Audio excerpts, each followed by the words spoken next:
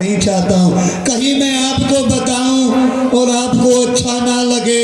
तो नारद को तो लोग वैसे भी कहते हैं कि नारद इधर उधर का कार्य करता है। मैं आपके दर्शन करने के लिए आया, बस आपके दर्शन हो गए, मैं चला। भगवान नारायण। सुनिए नारद जी, नारायण नारायण। नारद जी भूमिका ना आप क्या कहना चाहते हैं? आप कह दीजिए। भूमिका ना बनाओ। अच्छा तो मैं आज चला गया कहाँ? कहाँ? इंद्रलोक में। इंद्रलोक में वहाँ देवताओं की सभा लगी हुई थी। हाँ, बड़ी बड़ी चर्चा चल रही थी। चंद्रदेव, सूर्यदेव, बब्रदेव, पवनदेव, अग्निदेव, आदि आदि देवता सभी बैठे थे वहाँ पर। अच्छा, यही चर्चा चल रही थी।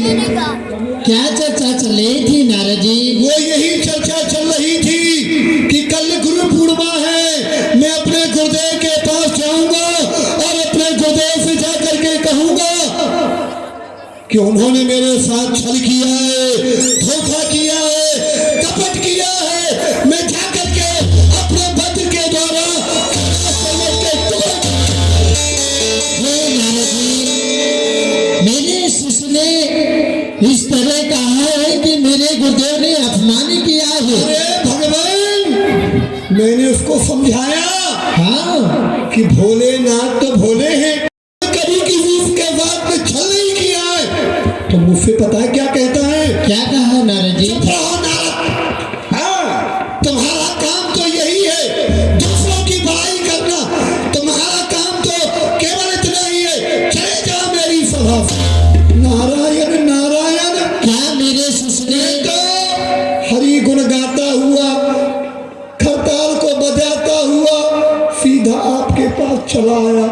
वो बड़ा राज लेने के लिए आ रहा है, पूरी सेना के सहित, हाथी, घोड़ा, फरसा, न जाने क्या क्या लेकर के आ रहा। क्या भगवान आप उसे बड़ा राज दे देंगे? ही नारद जी, वो अभी छोटा है, बच्चा है, बच्चा है, नादान है, वो अभी कुछ नहीं जानता है। बड़ा राज्य नहीं चला सकता है, इसीलिए मैं बड़ा राज्य उसको नहीं दूंगा। नहीं दे। अब यदि कुछ कहे भी ना तो बच्चा समझ करके समझा देना, लेकिन बड़ा नहीं पाता है, अब वो बड़ा राज कैसे चला देगा? ठीक है नारद जी, वो आएगा, मैं उसको समझा दूंगा।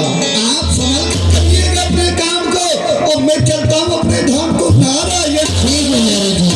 देखा नारायण। यहाँ भोले बाबा को भी परगला दिया और उधर इंद्र से कहा जाओ राज ले। भगवान भोलेनाथ के चरणों में शिष्य देव राजेंद्र का प्रणाम स्वीकार है। गुरु पूर्णिमा है, आज गुरु पूर्णिमा के दिन मैं आपके दर्शन करने आता हूँ। क्या मांगना चाहते हो शिष्य? मांगना तो यही चाहता हूँ कि आपने एक प्रकार से मेरे साथ में छल किया है। भगवान भोलेनाथ, आपने मेरे साथ में इतना बड़ा छल किया है जो कभी कोई किसी के साथ में नहीं करता। आपने एक बच्चा समझ करके, तुम अभी नादान हो, छोटे हो, अच्छा इसीलिए मैंने आपको देवताओं का राज्य दिया है। लेकिन आज इसी उपलक्ष्य में, आज गुरु पूर्णिमा के दिन मुझे राज चाहिए, चाहिए। नहीं तो शिष्य, तुम्हें दैत्य का राज्य एक ही नहीं चला सकते, अभी बच्चे हो। भगवान भोलेनाथ, आपकी नजरों में मैं बच्चा हो सकता हूँ, लेकिन संसार की नजर में मैं बच्चा नहीं हूँ। आप मुझे बड़ा राज देंगे या नहीं देंगे? बड़ा राज्य नहीं दूंगा। भोलेनाथ, मैं अपने वज्र से तुम्हारे कैलाश पर्वत को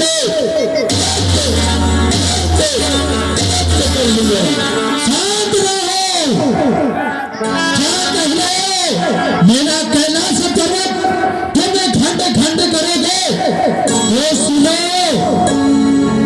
मेरी 30वें दिन शक्ति आ जाएगी। अगर तुम्हारे भुजा में बल हो तो उस शक्ति से तुम्हें दैत्यों का राज मांग सकते हो। भोलेनाथ याद रखना, तीसरे दिन का मुझे इंतजार रहेगा, और यदि शक्ति नहीं आई तो जितना भांग पी रखी है ना, सारी भांग निकाल दिया मैं तुम्हारी। याद रख लेना, जा रहा है, समझा दिया हूं तुमको।